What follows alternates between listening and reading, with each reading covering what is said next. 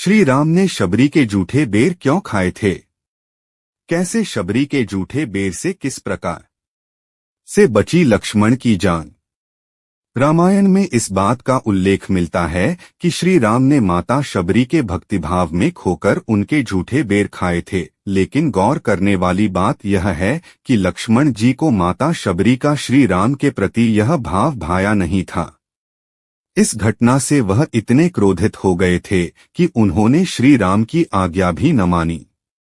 रामायण के अनुसार शबरी माता जब श्री राम को अपने जूठे बेर खिला रही थीं, तब श्री राम ने उन बेरों को बड़े ही प्रेम से खाया था। उस समय माता शबरी जूठे बेर खिलाने के लिए कुंठित भी हुई थी। तब भगवान श्री राम ने शबरी को नवधा भक्ति यानी 9 प्रकार की भक्ति का उपदेश देकर दुविधा दूर की थी। नवधा भक्ति का पहला प्रकार। प्रथम भक्ति संतन कर संगा।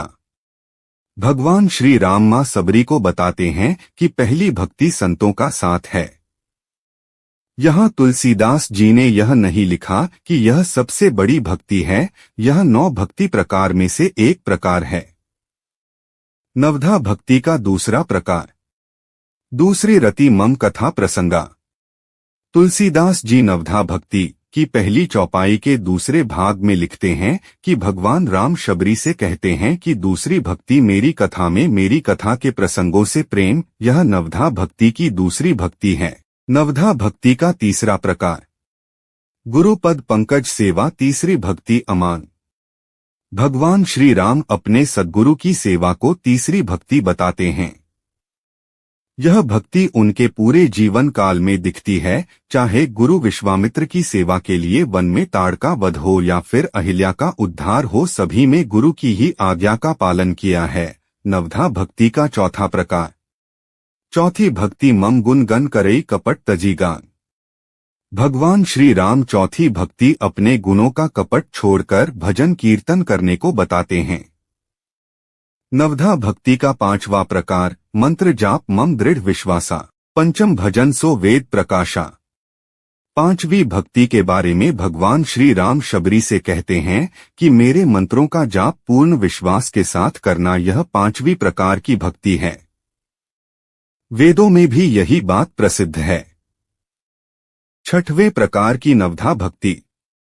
छठ दम शील बिरती बहुकर्मा। निरत निरंतर सज्जन धर्मा। छठी भक्ति है इंद्रियों को वश में रखना, अच्छा स्वभाव और चरित्र, साथ ही साथ बहुत सारे कार्यों से वैराग्य और निरंतर संत पुरुषों के समान आचरण और व्यवहार और धर्म के मार्ग पर चलना, यह छठी प्रकार की नवधा भक्ति है। नवधा भक्ति का सातवां प्रकार। सांतव सम मोहि मय जग देखा। मोते संत अधिक कर लेखा। भगवान श्री राम कहते हैं कि सारे संसार को एक समान से देखना और सभी को राममय मानना और संतों को उससे भी बड़ा मानना, यह सातवीं भक्ति है। आठवीं नवधा भक्ति। आठंग जथा लाभ संतोषा। सपने हूँ नहीं देखई परदोषा। भगवान श्री राम मां शबरी से कहते हैं कि आपको जो कुछ भी इस जीवन में मिले उसमें संतोष करना और सपने में भी किसी दूसरे के दोष ना देखना, यह आठवीं भक्ति है। नवधा भक्ति की नवीं भक्ति। नवधा भक्ति रामायण चौपाई अर्थ सहित।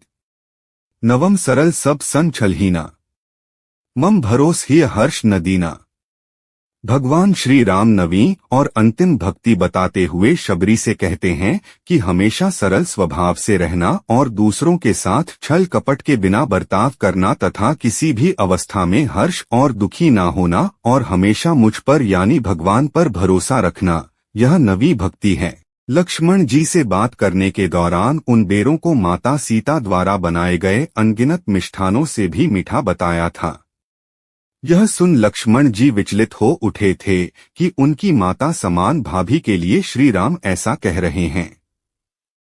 इसलिए लक्ष्मण जी ने गुस्से में उन बेरों को हाथ तक नहीं लगाया था, लेकिन जब श्री राम ने लक्ष्मण जी से बेर खाने को कहा तो उन्होंने एक बेर श्री राम के हाथों से लिया और उनकी नजरों से बचाकर इतनी दूर फेंक दिया कि वह बेर द्रोणगिरी पर्वत पर जा गिरा।